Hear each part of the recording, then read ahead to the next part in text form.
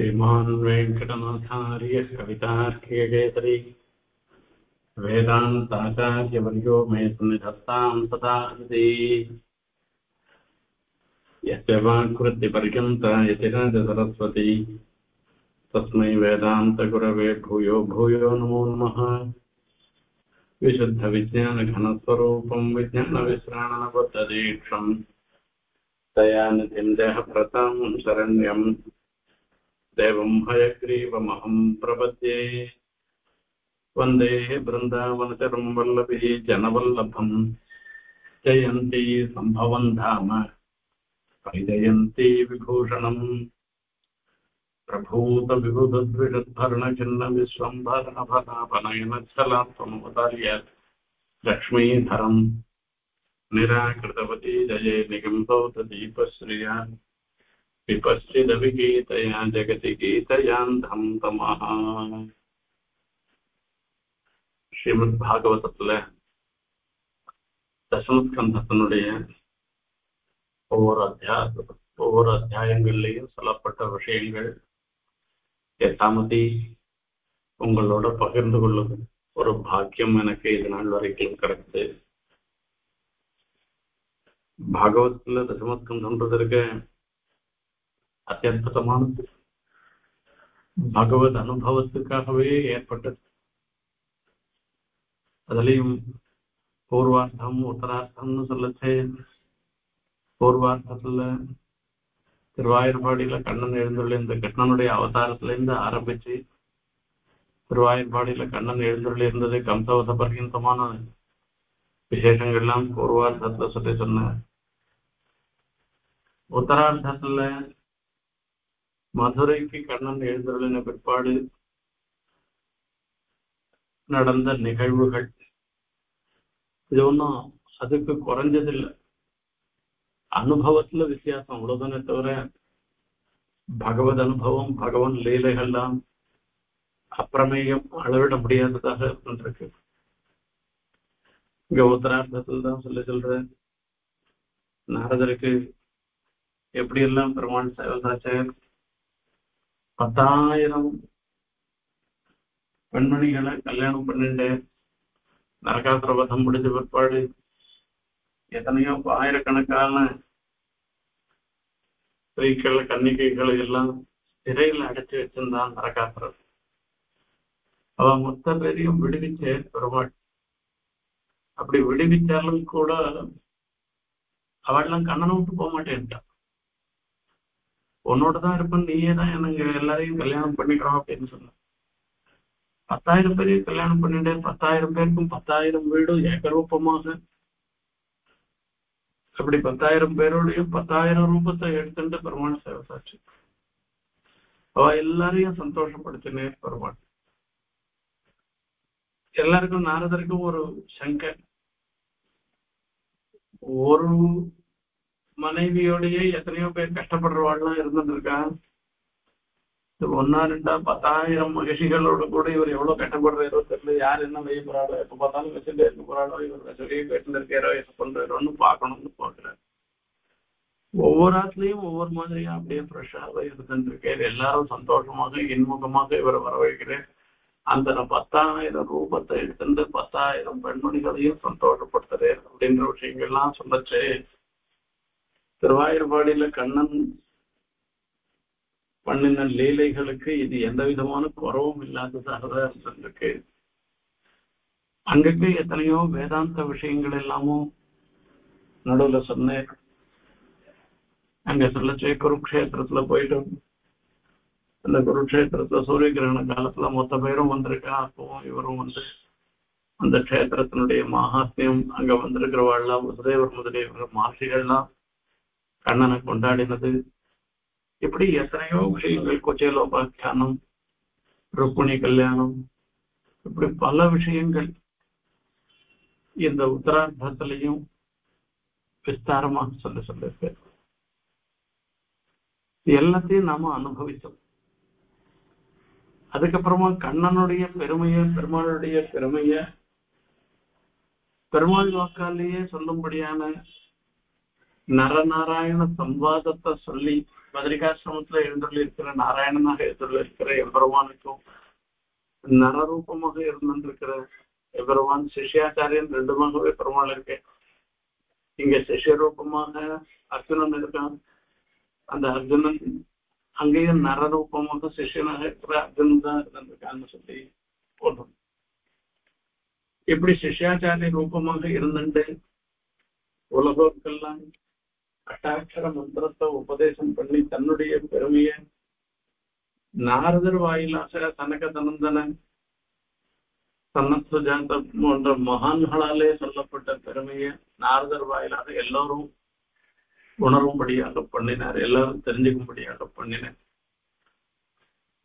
இந்த பரபிரம்மத்தினுடைய ஸ்வரூபம் பரமாத்மா சாட்சாத் சிவன் நாராயணன் தான் என்பது பிருகு மகர்ஷியை கொண்டு இதர தேவதைகளை காட்டிலும் எம்பெருமான் எந்தெந்த பிரகாரத்திலாம் சிறந்தவர் என்பதையும் தெரிவித்தார்.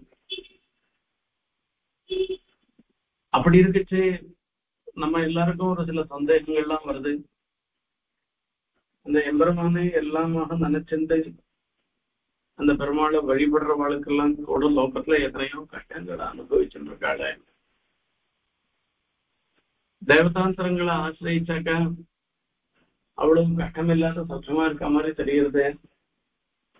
இப்படி பெருமாள் தன்னை ஆசிரியச்சவாளுக்கு கஷ்டத்தை கொடுக்கிறாரு. இவர் காட்டிலும் தேவதாந்திரங்கள் சீக்கிரமாக பலத்தை கொடுக்கிறவாளாக இருந்துருக்காள. இப்படி தேவதாந்திரத்தை ஆசிரியக்கலாமா அப்படின்லாம் ஒரு நமக்கு எல்லாம் ஒரு சபலம் தானே. இப்படி எல்லாம் ஒரு சந்தேகம்லாம் நமக்கு வருது. அந்த இடத்துல கூட சமாதானத்தை சொல்லி சொல்ற. தேவதாந்திரங்கள்லாம் பல சமயங்கள்ல தான் என்ன மாதிரி வரன் கொடுக்கிறோன்றத பத்தி சிந்திக்காமலே தன்னை ஆசிரியச்சவளுக்கு அது ஹிதமா அஹிதமா அவ கேட்கிற வரன் கேட்கிறான்னு கேட்கறதுன்றதுக்கு எல்லாம் பசங்க குழந்தை கேட்கறதுன்றதுக்கு ஒருத்தரும் எல்லாத்தையும் எடுத்து குழந்தை கொடுக்க முடியுமான்னா அது ஆபத்தான விஷயமா இருந்தா அந்த குழந்தைக்கு கொடுக்காததானே இருக்கணும். அதை பராமர்சம் பண்ணாமல் அந்த தேவதாந்திரங்கள்லாம் சில பக்தா தன்னிடத்துல பிரீத்தி பண்ணினவர்களுக்கு சில வரத்தை கொடுத்ததுனால அவர்களுக்கே ஏற்பட்ட சிரமத்தையும் சொல்ற. எஸ்யானுகிரகம் இச்சாமி தனந்தசிய ஹராமியகம்னு சொல்லி பெருமாள் யாருக்கான அனுகிரகம் பண்ணணும்னாக்க அவனுடைய தனத்தை முன்ன இல்லாத பண்ணிடுறேன். ஏன்னா பணம் இருந்தாதான் மொத்த பேரும் வருவா. பசை இருந்தாதான் ஒட்டிக்கும். பசை இல்லாத போயிடுச்சுன்னா யாரும் ஒட்டிக்க மாட்டாங்க. பணம் தான் பசை அந்த இடத்துல. பணம் இல்லாத போயிடுச்சுன்னா பந்துக்கள் வரமாட்டான், ஸ்நேகிதர்கள் வரமாட்டான், யாரும் சேர்ந்த மாட்டான். அந்த நிலையிலையும் நமக்கு அனுகிரகம் பண்றவரா இருக்கவர் சாட்சாத் சிவன் நாராயணன் ஒருத்தர் தான், கண்ணன் ஒருத்தர் தான்.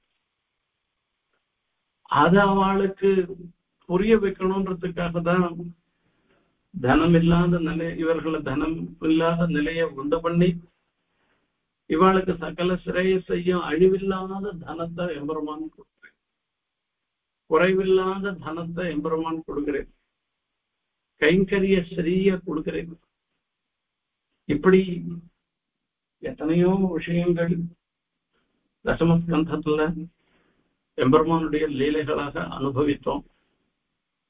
வாஸ்தவமா ஒவ்வொரு நாளும் அந்த கிருஷ்ணானுபவம் இருந்துருக்க.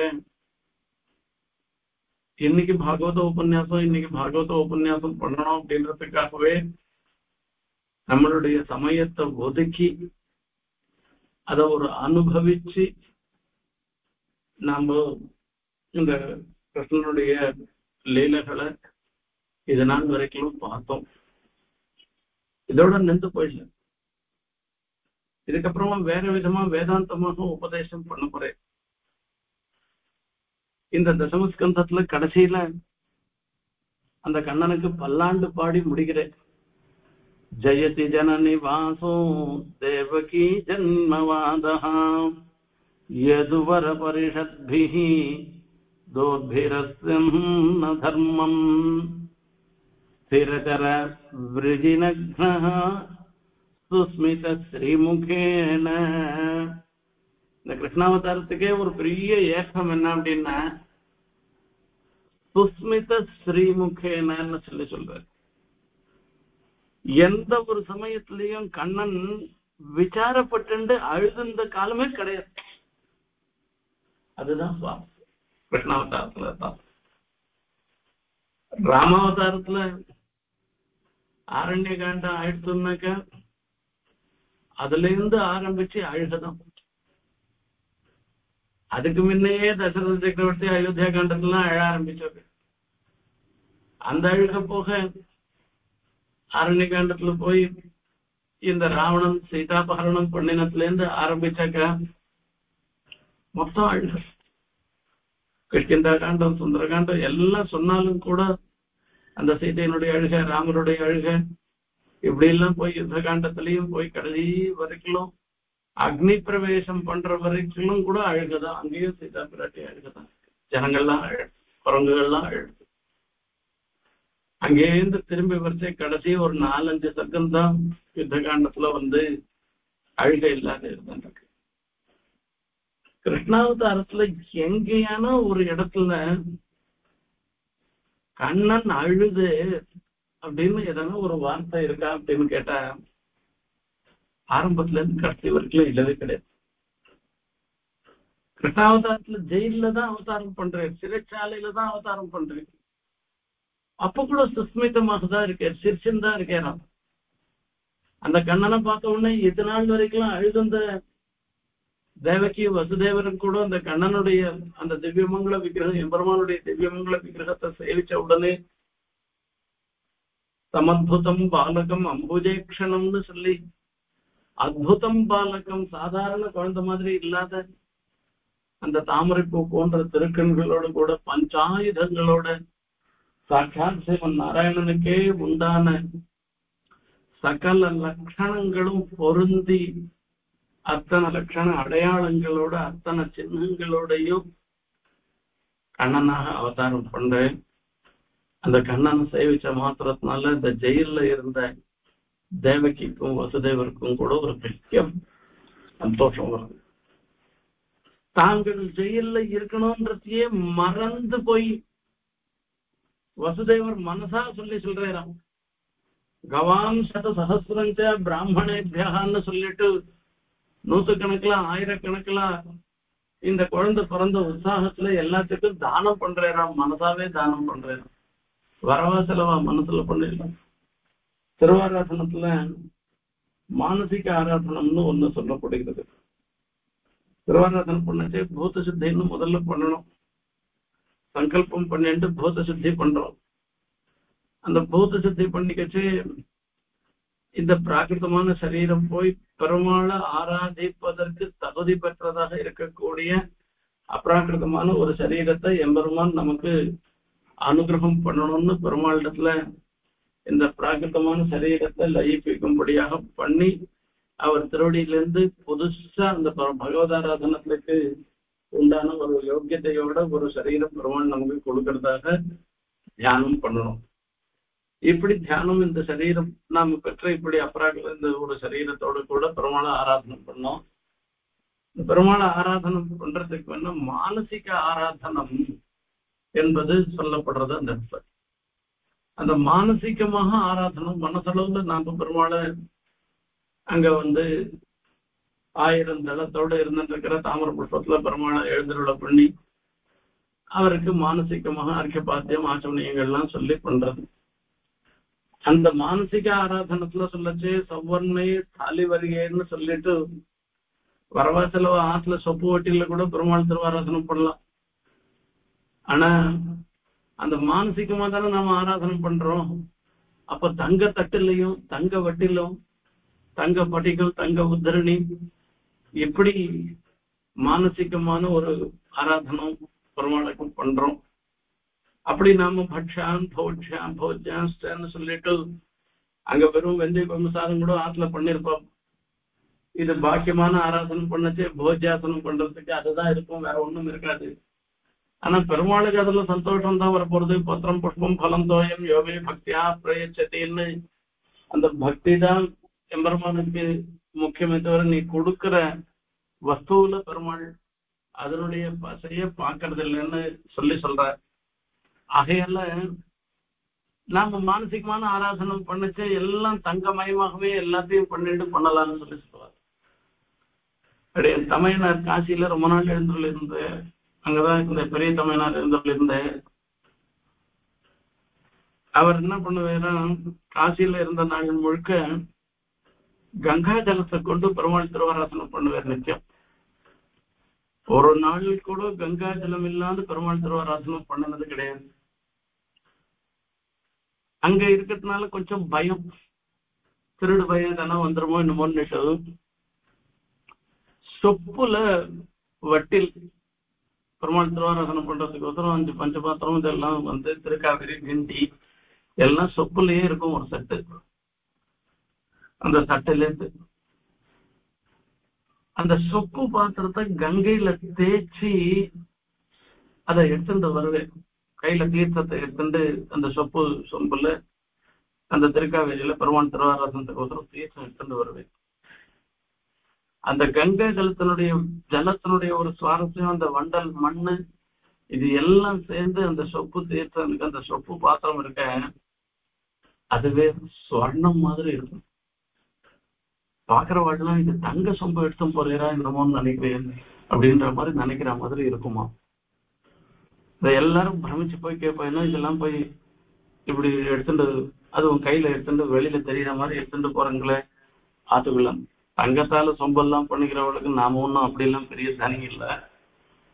அந்த மாதிரி இருக்குன்னா அந்த பகவத் ஆராதனம் மானசிகமான ஆராதனம் பண்ணச்சே இந்த சொப்பு வட்டிலேயே தங்க வட்டில நினைச்சிருந்து ஆராதனம் பண்றதுல ஒன்றும் தப்பு கிடையாது.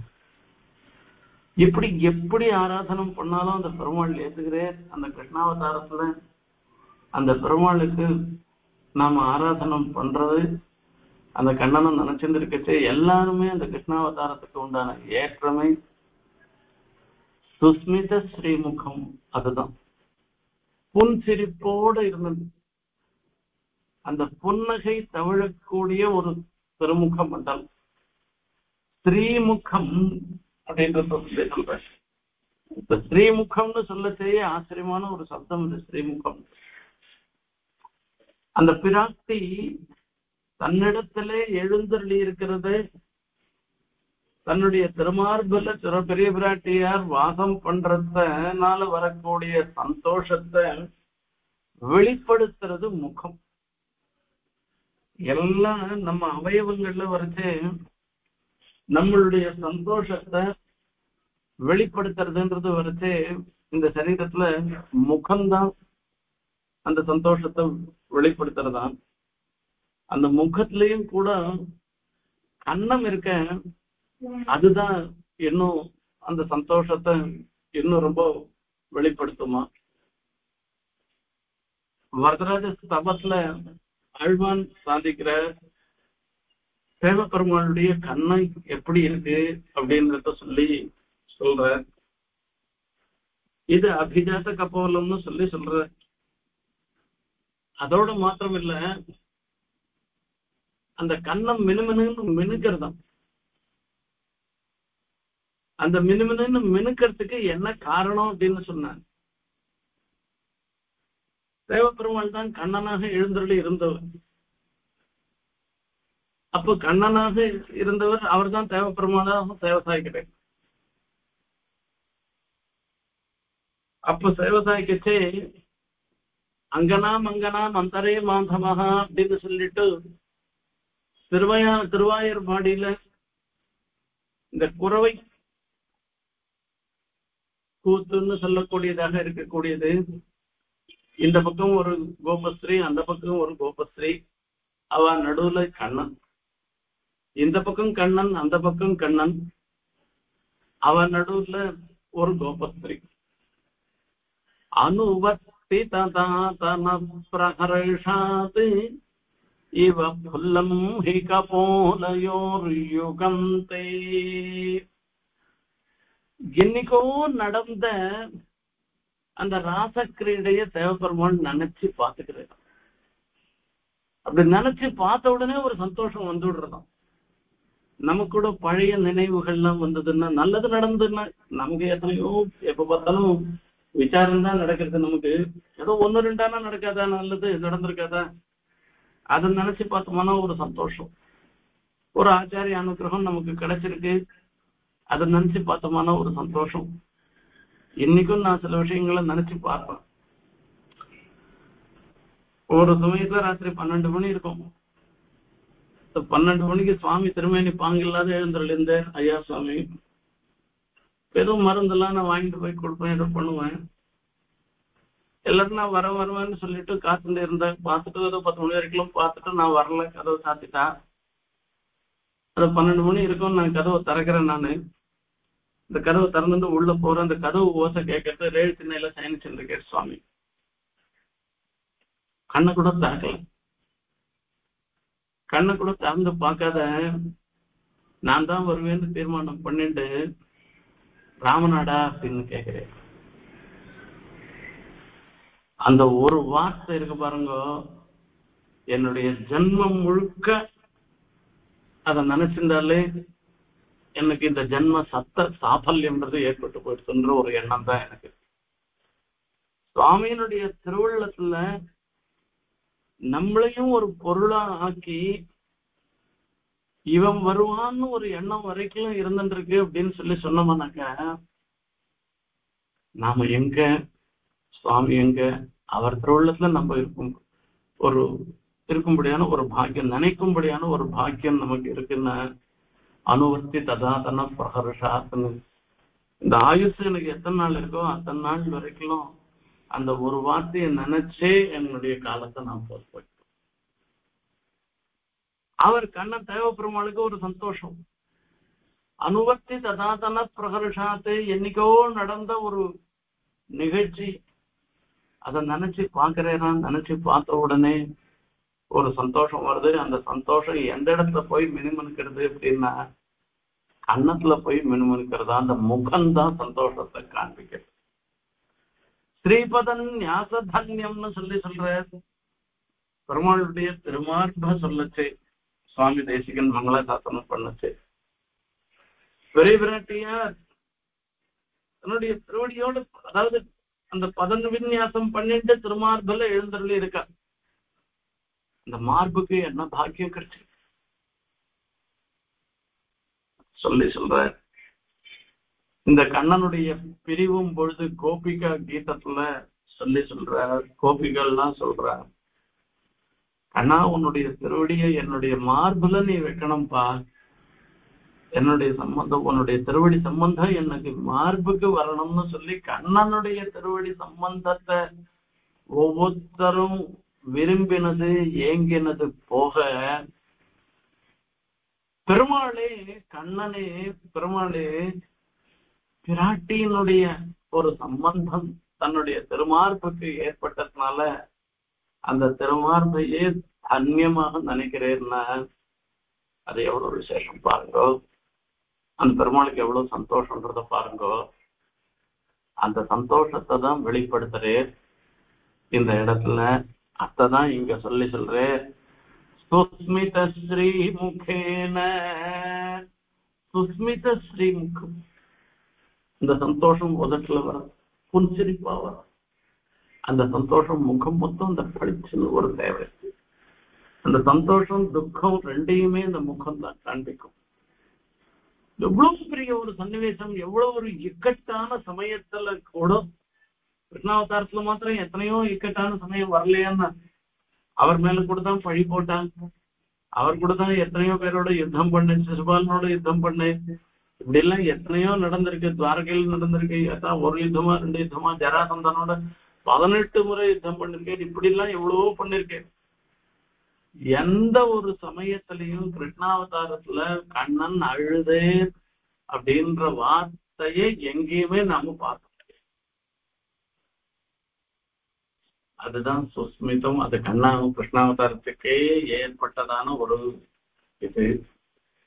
ஆழ்வார் சாதிக்கிற 5 நோக்கும் அந்நோக்கும் அழுகையும் அப்படின்னு அதெல்லாம் கூட என்ன இது ஆழ்வார் சாதிச்சிருக்கிற அப்படின்னா, அந்த ஒரு குழந்தையா தேவகி அதான் குழந்தையா யசோத பிராட்டி கண்ணனை அனுபவிக்கச்சு அழவே அழாத ஒரு குழந்தை இருந்தா அது ஒரு ரசம் இல்லை, அது அனுபவிக்காது. இது ஒரு அவ்வளவா விசேஷம் இருக்காது. இது மொத்தா இருக்குடா இந்த குழந்தை ஒன்னும் பண்ண தெரியல, ஒன்னும் இதே இல்லை அப்படின்னு ஆக்டிவா இல்லை அப்படின்ற மாதிரி அவ்வளவா இதுவா இருக்காது. அந்த குழந்தையா இருக்கிறது அவருக்கு ஒண்ணு, அதாவது அந்த ஒரு அழற மாதிரி பாவனை பண்ணதை கூட யசோத பிராட்டிக்கு மனசுல ஒரு கண்ணனிடத்துல ஒரு பிரீத்திய வெளிப்படுத்துறதுக்கு ஒரு சந்தர்ப்பத்தை கொடுக்கறதுக்காக தான் அந்த மாதிரி பண்ண. பூத்தனா சாத்தனத்தும் போது பயப்பட்டேரா, அப்ப கூட சிரிச்சுதான் இருக்கேன். சகடாசுர பஞ்சனம் பண்ண பிற்பாடு பார்த்தோம்னா அந்த குழந்தை சிரிச்சுதான் இருக்கு. இவ்வளவு பெரிய சரீரம் பக்கத்துல விழுந்து கிடக்கு. அப்பா எழுத எந்தையான சமயத்துல ஏதோ ஒரு சமயத்துல பார்த்தோம்னா ஒரு வார காலம் கோவர்தனகிரிய தூக்கி சுண்டு வரலால தூக்கி பிடிச்சுட்டு இருக்கு. கோலமும் அழிந்திடல என்று சொல்ற கையில இட்டுண்ட மருதாணி கூட அழியலை. அப்படி பண்ணிட்டு இருக்காரு. அப்ப எதனா ஒரு ஆயாசம் தெரிஞ்சு அப்பா விட்டுற போருண்டாப்பா அப்படின்னு சொல்ற மாதிரி எதனா தெரிஞ்சுதா? எந்த ஒரு சமயத்திலையும் எந்த ஒரு கட்டத்தையும் கண்ணன் வெளிப்படுத்தினதே இல்லை.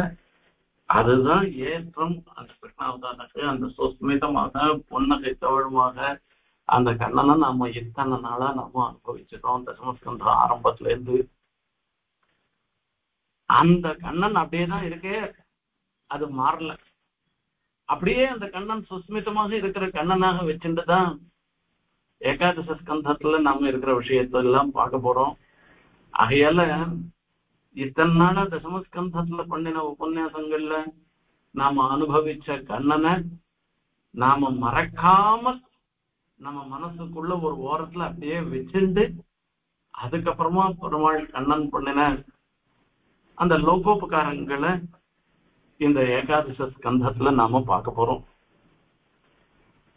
இப்படி மகர்ஷி கண்ணனுக்கு ஒரு மங்களாசாசனம் பண்ணிட்டு ஜெயத்தின்னு சொல்லி மங்களாசாசனம் பண்ணிட்டு அவரும் பாருங்க அந்த கண்ணனுடைய புன்சிரிப்போடு இருக்கிற ஸ்ரீமுகமாக இருக்கிற அந்த திருமுக மண்டலத்தை அதை தியானம் பண்ணிட்டு விரஜபுர வனிதானம் வர்தயன் காமதேவம், விரஜபுர வனிதானாம் வர்தயன் காமதேவம், அந்த திருவாயூர்பாடியில இருந்த பெண்களுக்கெல்லாம் மேலும் மேலும் ஆசைய வளர்ப்பித்து அந்த கண்ணன் எழுந்தருளி இருந்த அப்படின்றத தசமஸ்கந்த உபசம்ஹாரத்தை சொல்ற.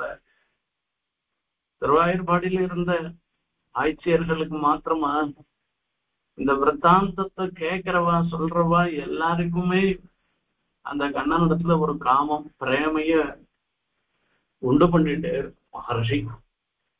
அதுதான் சுகமகர். மீதி எந்த ஒரு புராணத்துக்கும் இல்லாத ஒரு சிறப்பு பாகவதத்துக்கு ஏற்பட்டது. இப்படிப்பட்ட பகவத் அனுபவம்ன்றது எங்கேயுமே பார்க்க முடியாது.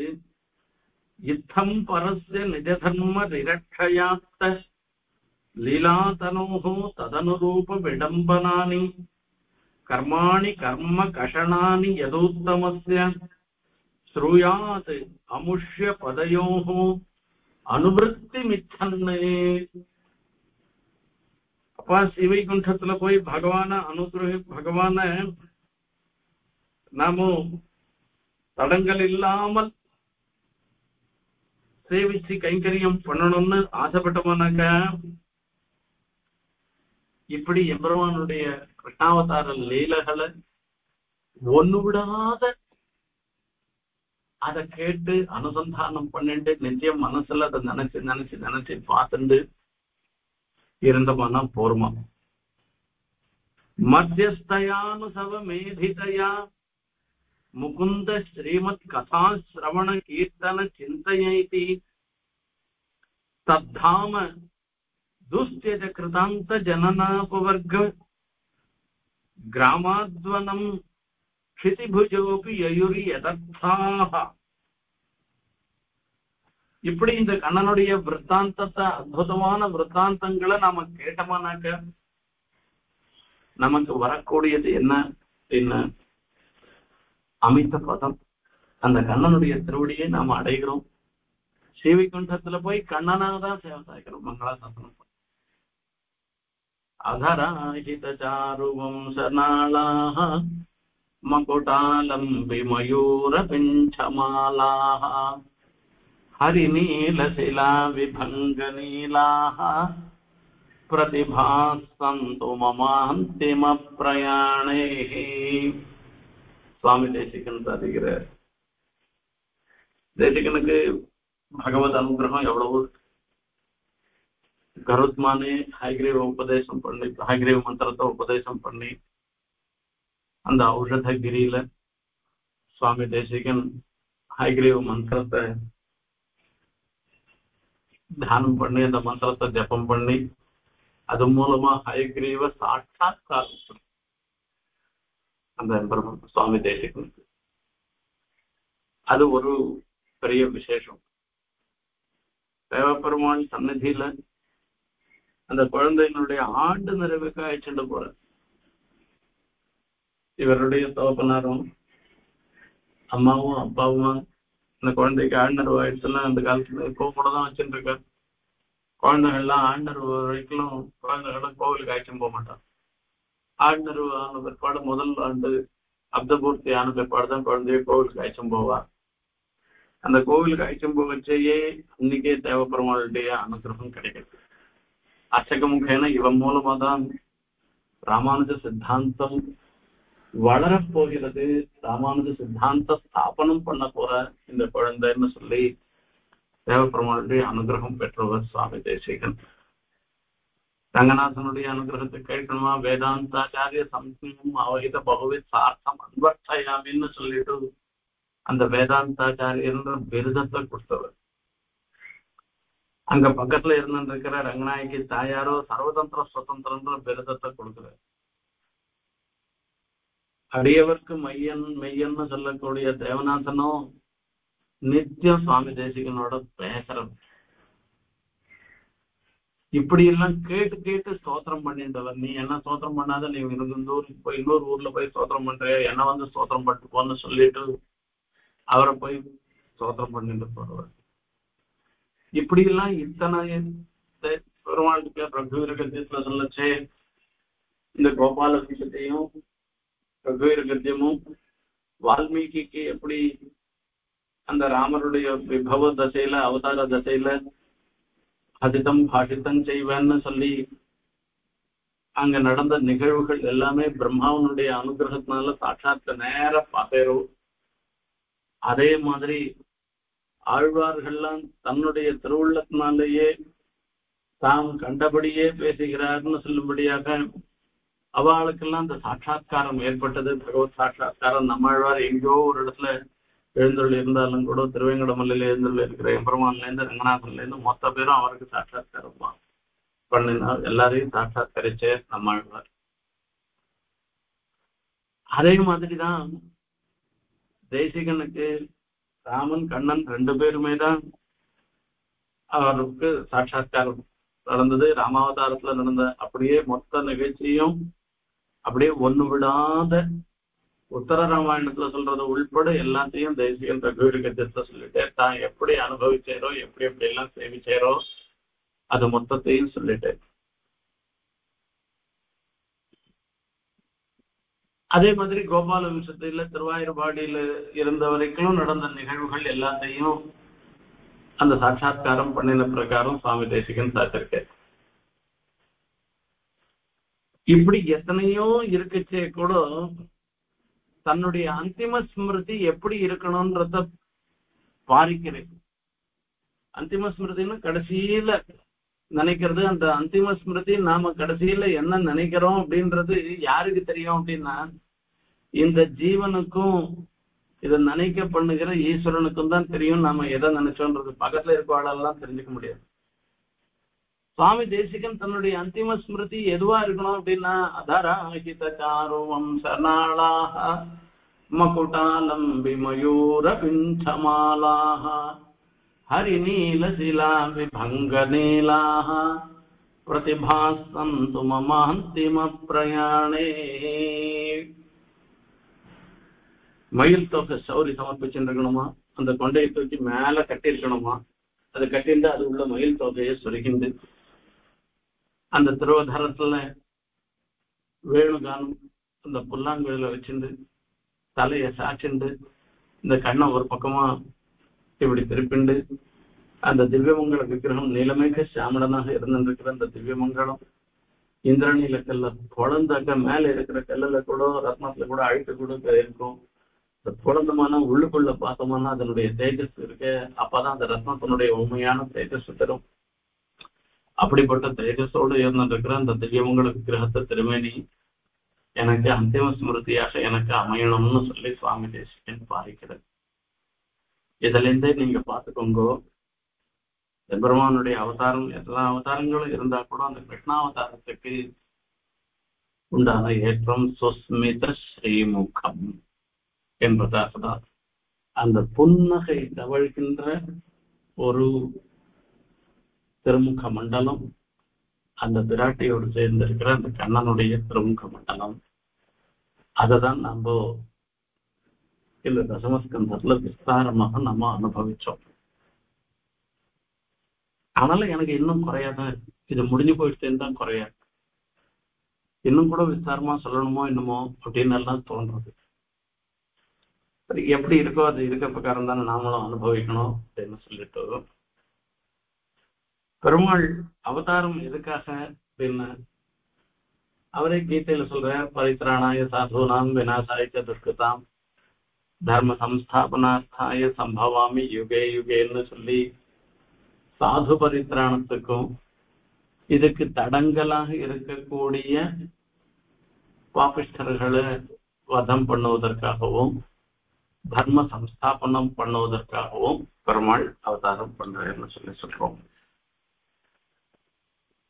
அந்த பர்டிகுலரா பார்த்தோம்னா தனிப்பட்ட முறையில கிருஷ்ணாவதாரம் எதுக்காக அப்படின்னு, கௌர்பூத்வா பூமிஹி, பூமி பிராட்டி ஒரு பசுமாடினுடைய உருவத்தை எடுத்துட்டு பிரம்மாண்டம் போய் அழறாங்க. என்னால பாரத்தை தாங்க முடியல, எல்லாம் அசுர கூட்டங்கள், அதாவது அப்ராமணிகள் அசத்துக்கள் நிறைந்ததாக பூமி ஆயிடுச்சு. இந்த பூமி என்னால இவாளுடைய பாரத்தெல்லாம் தாங்க முடியாது. சத்துக்கள் நிறைந்ததாக இருந்ததுன்னா அது தாங்கிக்கலாம். என்னுடைய பாரத்தை போக்கடிக்கணும்னு பிரார்த்தனை பண்றார். பிரம்மா அவரால் முடியுமான்னு அவளையும் அழைச்சுட்டு எல்லாரையும் அழைச்சுட்டு மீதி தேவதைகளையும் அழைச்சுட்டு கண்ணாண்டத்து பெருமாண்டத்தை போய் திருப்பாக்கடல எழுந்துள்ள இருக்கிற எம்பெருமாண்டத்தை போய் பிரார்த்தனை பண்றாரு. பெருமாளும் அவதாரம் பண்றாரு. அப்ப கிருஷ்ணாவதாரத்தினுடைய முக்கிய நோக்கம் என்னன்னு சொல்றது அப்படின்னா, இந்த பூமியினுடைய பாரத்தை போக்கடிக்கிறது தான். அந்த பூமியினுடைய பாரத்தை போக்கடிக்கிறதுன்னா கம்சன், சானோரன், முட்டிக்கன், இப்படி பிரலம்பன், இது பூசணையில இருந்து ஆரம்பிச்சு இத்தனை பேரையும் வதம் பண்றது எல்லாம் தான் சொல்லிருக்கு. ஆனா சுவாமி தேசிகன் சாதிக்கிற தயா சதகத்துல மகர்ஷி வேணா சொன்னா சொல்லிட்டு போட்டோம், பூமியினுடைய பாரத்தை போக்கடிக்கிறதுக்காக கண்ணன் அவதாரம் பண்ணேன்னு மகர்ஷி சொல்லிட்டு போட்டோம்.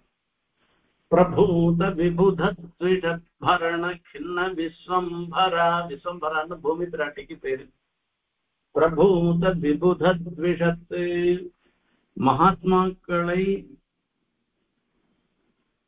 எதிரியாக நினைக்கின்றவர்கள் ரொம்ப அதிகமா போயிட்டாலாம். அப்படிப்பட்டவாழ தாங்கிறதுனால பரண கிண்ண, ரொம்ப கட்டப்பட்ட மனசளவுல நொந்து போன பூமி பிராட்டி விஸ்வம்பரா பராபனயனச்சலாத்து, அந்த விஸ்வம்பரான்னு சொல்லக்கூடிய பூமி பிராட்டியினுடைய பாரத்தை போக்கடிக்கணும்ன்ற ஒரு வியாஜம், அது முக்கியம் இல்லை, அது செகண்டரி தான். சோமவதாரிய லக்ஷ்மிதரம், சீனிவாசன திருவேங்கடமுடையான தயாதேவி தான் ஒவ்வொரு அவதாரமும் பண்ண வைக்கிறாள். இந்த பூமி பிராட்டியினுடைய பாரத்தை போக்கடிக்கிறதுன்ற ஒரு வியாஜத்தை கொண்டு அந்த வியாஜத்தை ஏற்படுத்தி அவதாரம் பண்ண வச்சா. ஆனா முக்கிய உத்தேசம் என்ன அப்படின்னு கேட்டா, நிராகிருதவதீதயே நிகம சௌத தீபஸ்ரீயா விபஷ்டித விகீதயா ஜகதி கீதயாந்தம் தமஹா.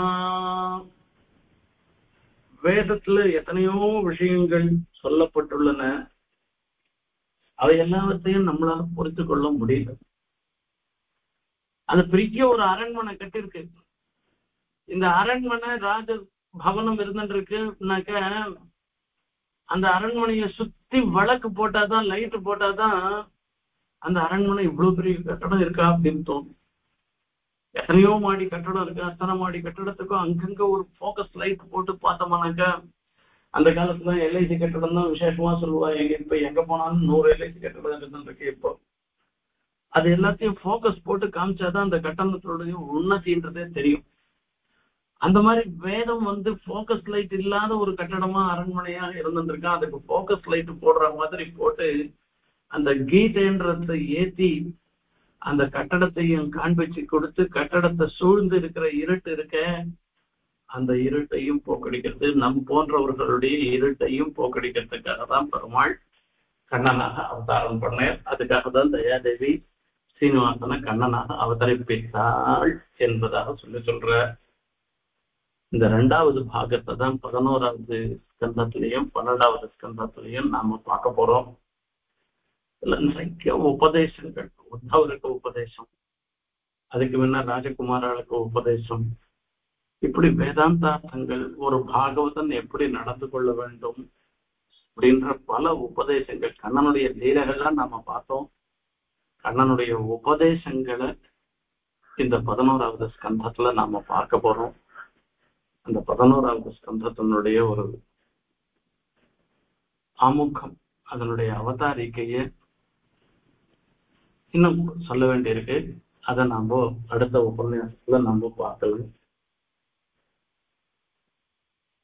அந்த கண்ணனுடைய சுஸ்மித ஸ்ரீமுகம்ன்றது இருக்க, அது நம்ம எல்லார் மனசுலையும் நிறைந்து இருக்கணும்ன்றதான் மறுபடியும் மறுபடியும் கண்ணனிடத்துல பிரார்த்தனை பண்ணிட்டு உங்களிடம் விடைபெறுகிறேன்.